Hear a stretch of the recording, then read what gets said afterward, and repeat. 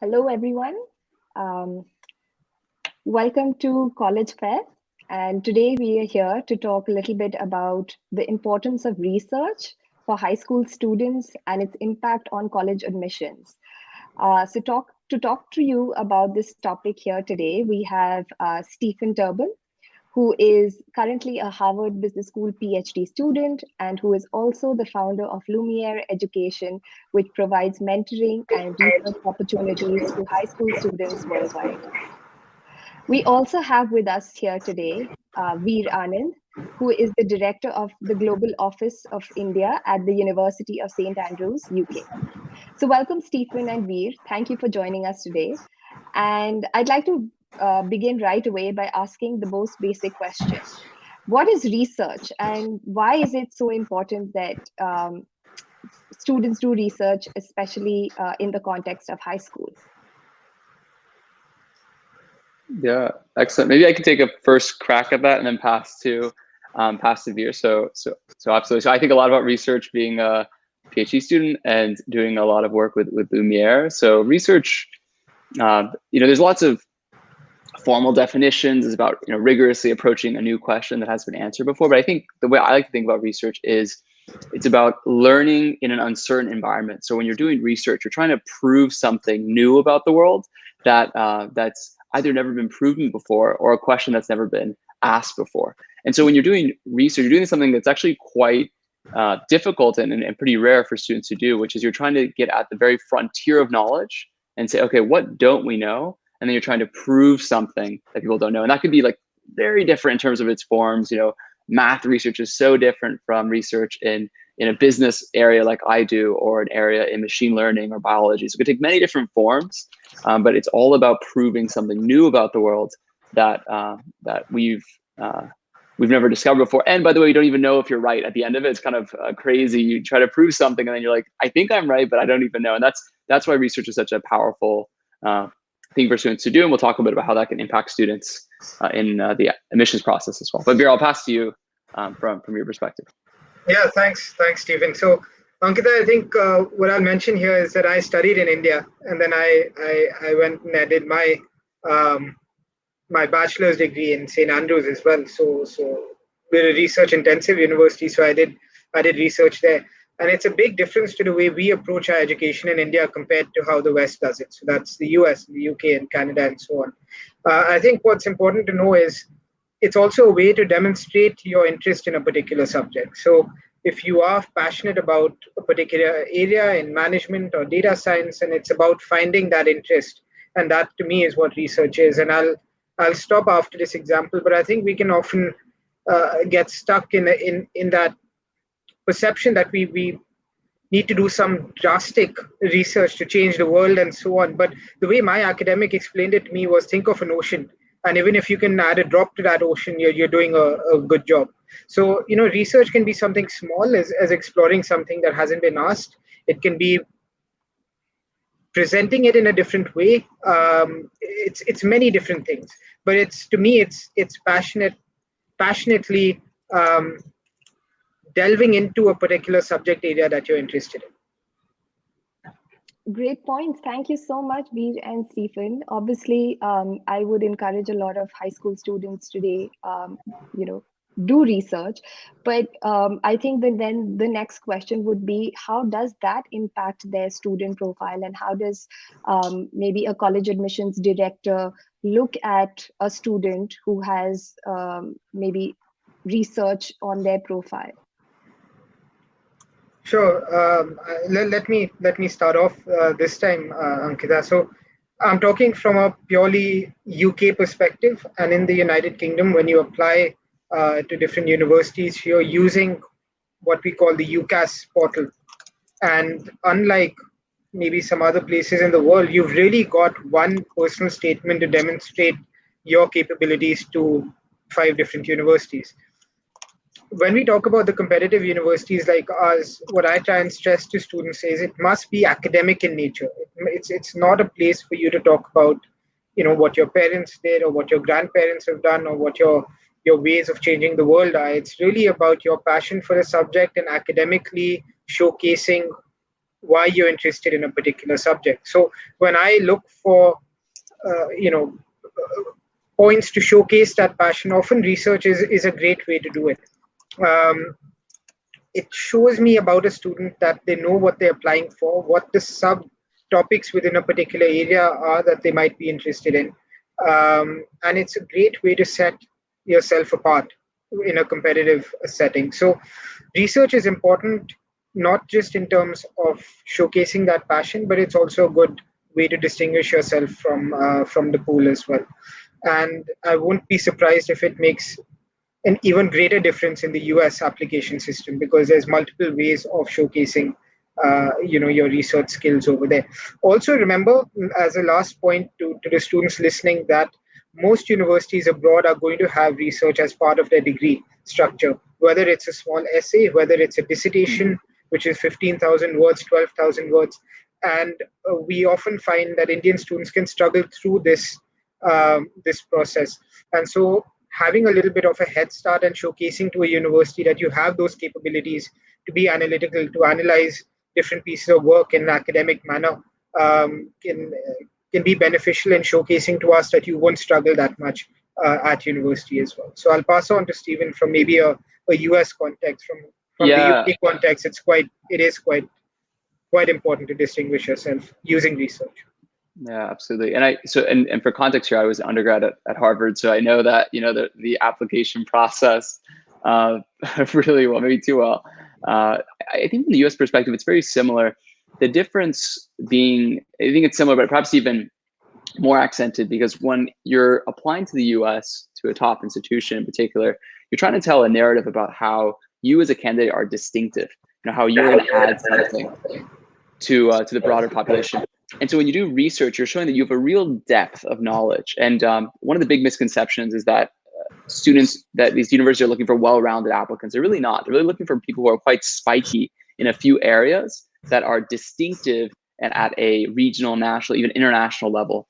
And so research is the type of thing that by its nature is distinctive, because if you're able to create a research paper, publish it, work with someone who's at the top of their field, you're proving that you're at the edge of knowledge in one particular thing. Maybe it's not a big thing, but you are probably in like the 0.01% of the world in this type of machine learning or this type of economics or this area of like business strategy.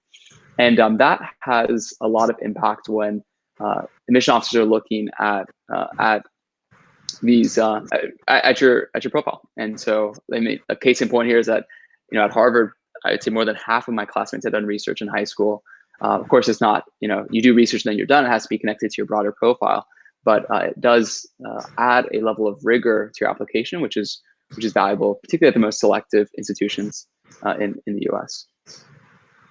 Yeah. So just a quick point, Ankita, on that also. I think it also helps students navigate at an earlier age issues with paraphrasing, with plagiarism, with referencing. Because if you don't do that at a school level, you can often be left behind when you come to university. And unfortunately, we do see Indian students don't have, especially those coming from the Indian boards where research isn't part of the curriculum. It's different for the IB or A levels, because you have that in the program. But to get those skills at an earlier age in school can really make your life a lot easier when you come to university as well. So it gives you that head start that'll put you in a better place once you get there. Absolutely. I really like the point that you hit upon right now, Veer, that honestly, the Indian boards or the Indian curriculum does not have research as a part of their program, especially for high school students. So I've actually come across a lot of students who don't have the opportunity, or they haven't done it before. And maybe Stephen and we, both of you, could talk a little bit more about how can students actually avail of these opportunities, and how can they do research at a high school level, especially if this is not something which is taught in their high school curriculum. Maybe Stephen, you could just share a little bit more about your experience at Lumiere and what how that brings about. Yeah, absolutely. So in general, doing research in high school is difficult. It's not easy to get access to. So there's really two main paths that you can think about to get access to doing a research program. So One way is to do a structured research program, ideally one that's selective and rigorous and that's respected by institutions. So Lumiere, I'm going to share our website there, is an example of this type of program. Certainly we're not the only one, but an example where, this past year we had about 1,500 students apply to the program. We accepted about 500 of those students, and they're working one-on-one with a research mentor at a place like Harvard or Stanford or Oxford or, these top schools, St. Andrews, on an independent research paper. So that's one way you can apply to these structured programs. There's sometimes the tuition, there's, for example, Lumiere has financial aid. So if you need financial aid, I certainly encourage you to apply. The other opportunity is to look at doing research independently with a research mentor. And the way to do that is it's pretty grindy, if you will. You have to reach out to dozens, maybe 50 mentors and say, hey, I'm looking to help out with a research project. And certainly that's another way to do it. The advantage of that is you're going to work on a bigger project, but you're going to be doing something that's much smaller. You might be doing more like data analysis. And the other one, you're likely going to be working on your own independent project, which is going to be a bit smaller in nature because, it's your first time doing research most likely, but you're going to own the whole process. So it's probably a more advanced learning experience. So those are the two main ways. And I really encourage students to do research in some way because it's the type of thing that it's a big mega trend, I think, actually, in high schools around the world. And it's just hitting South Asia, where you're seeing students thinking about, okay, it's not a nice to have, it's an expectation that if I want to, be at the highest level, I should be doing this to be successful in college. Veer, from your perspective, any recommendations as to how maybe high school students can, do research? What have you seen from an admissions point of view? Where do you see currently students, doing research from? Or, a lot of times I've gotten this question that I would like to do research, but I don't have somebody who can help me out with, or maybe associate myself with a professor. So what would your recommendation be to those students? Yeah, I think I think there's two differences here. I think Stephen's the expert when it comes to formalized research.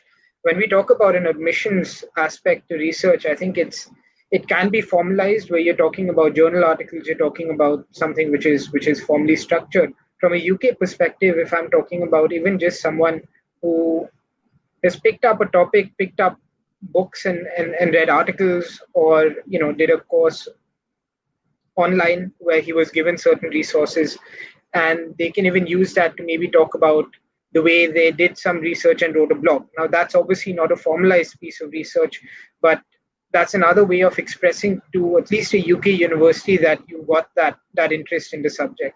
It's still putting across your point of view, and you can then use that in your personal statement to say, inspired by these writers or these researchers, I went ahead and contrasted these elements, and this is the outcome that I came to. So I think there's a distinction there, especially when it's in a UK application system where we're not expecting formal research and research articles and journals. I think that's something maybe more the expectation is greater in the US, but still in a UK context, to even be able to do some informal type of research is still beneficial for students. So it's the skills that you want to learn. So I think I always say just pick a topic you're interested in and start reading about it. And the best way to do it is pick up a journal article, pick up a newspaper article, and just start reading. What are the latest trends in a particular topic? Stephen probably knows about this book, but about a few years back, Donut Economics was a book that everyone was citing as it spoke about economics in a different way. Now, I'm not saying that's something that you have to use, but just reading that book will give you some ideas that you can then go on and Google and explore, and that can be a good starting point for research that you do later. So I'm talking more from a admissions perspective here, and making that distinction between formal research and informal research. But also remember that research doesn't end in a PhD, it doesn't end in a master's, it doesn't end in a bachelor's level. You work for a corporate office and you'll need to do research as well.